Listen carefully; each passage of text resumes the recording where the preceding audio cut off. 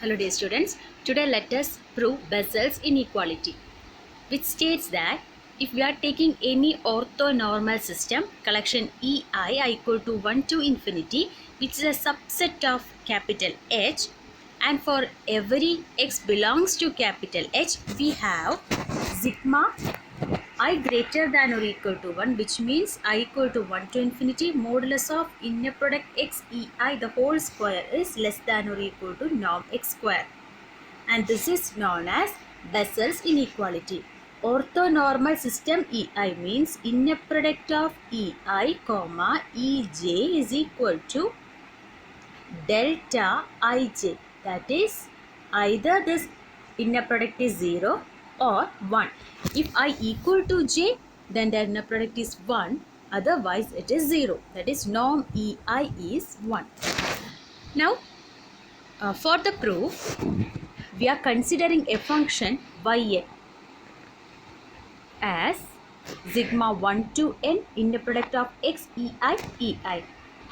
Now by Short's inequality, we can write modulus of inner product yn comma x is less than or equal to norm x into norm yn. Let us mark it as equation 1. We need this equation later.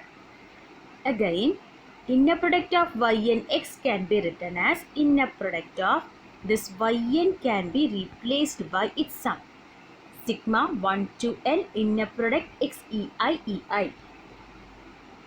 By the property of inner product, this inner product can be expanded of the form, that is first argument will be inner product x e1 into e1 plus inner product of x e2 into e2 plus etc. inner product of x en comma x.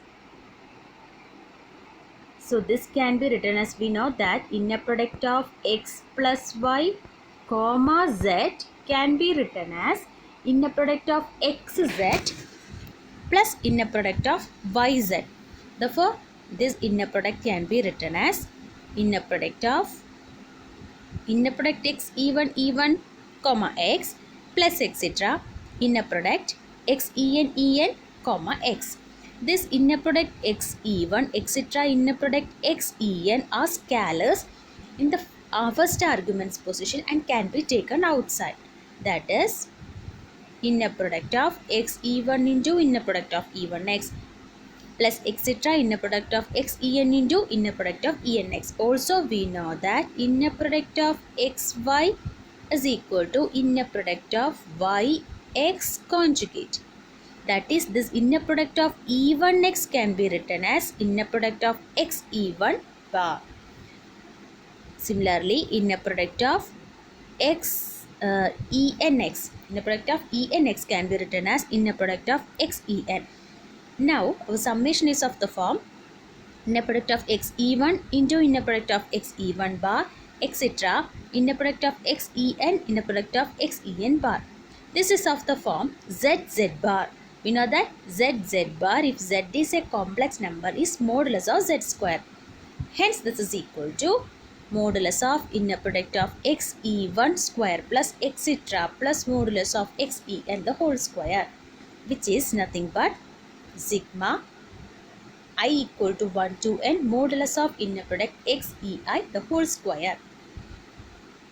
So now we started with inner product of ynx and we got that it is equal to sigma 1 to n modulus of inner product x ei the whole square. Let us mark it as equation 2.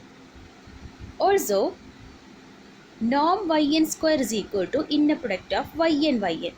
So by substituting yn, the summation for yn, we will get sigma 1 to n inner product of x ei comma inner product sigma 1 to n inner product of x ei. So there are scalars of the form x ei in the first argument's position, also in the second argument's position, and the first argument is also a finite sum, second argument is also a finite sum. Hence, by the property of inner product, this scalars, that is inner product of x ei from first argument will come as inner product of x ei, and inner product of x ei from the second argument's position will come as inner product of x ei bar. Since we know that x comma a y, inner product of x comma a y is equal to a conjugate inner product of x y. Also inner product of ax comma y, whereas the scalar can be written as a into inner product of xy. Also by the property of inner product we can write like this.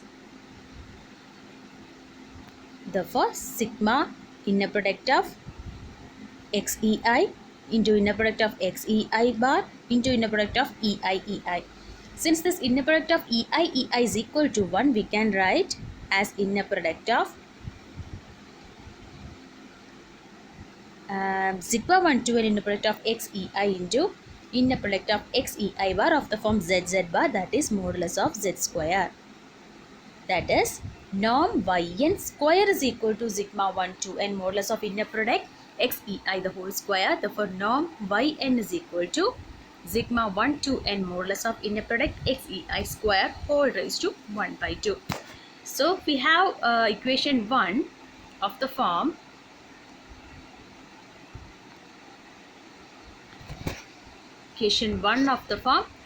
modulus of inner product yn x is less than or equal to norm x n in norm yn. Now we are going to substitute this equation 2 and equation 3 in equation 1. So we will get sigma 1 to n modulus of inner product xei the whole square is less than or equal to norm x into norm yn. That is norm yn can be replaced by this equation 3. So this is implies sigma 1 to n modulus of inner product xei the whole square is less than or equal to norm x whole square for the finite set collection ei 1 to n. If you are taking the infinite system collection I greater than or equal to 1, then we will get the required result. So let us check how can we find this term, that is sigma 1 to n modulus of inner product xei the whole square whole raised to 1 by t is less than or equal to norm x. For that, modulus of inner product xei is less than or equal to norm x into norm ei by Short's inequality. Hence, modulus of inner product xei the whole square is less than or equal to norm x square into norm ei square, with norm ei is equal to 1. Hence, sigma 1 to n modulus of inner product xei the whole square is less than or equal to 1 to n norm x square, which is equal to n norm x square. Hence, this term, that is we require this term 1 to n sigma 1 to n modulus of inner product xei whole square whole raised to 1 by 2 is less than or equal to norm x square. Okay, so this is the corollary. For any x belongs to capital H and any orthonormal system collection ei 1 to infinity, the exists a y such that y is equal to sigma I equal to 1 to infinity inner product of xei into ei. For this proof, we are again taking yn as the term, the summation 1 to n sigma 1 to n inner product of xei ei, and as we proved in above theorem, we can show that norm yn is equal to sigma 1 to n modulus of inner product xei whole square whole raised to 1 by 2, and this term converges to sigma 1 to infinity modulus of x inner product xei square whole raised to 1 by 2 as n tends to infinity, which is equal to sigma 1 to infinity inner product of xei ei by corollary 2.1.3, and this is our required norm y. Okay, that is yn converges to y as n tends to infinity. Hence we can see that there exists a y such that sigma equal to 1 to infinity xei into ei.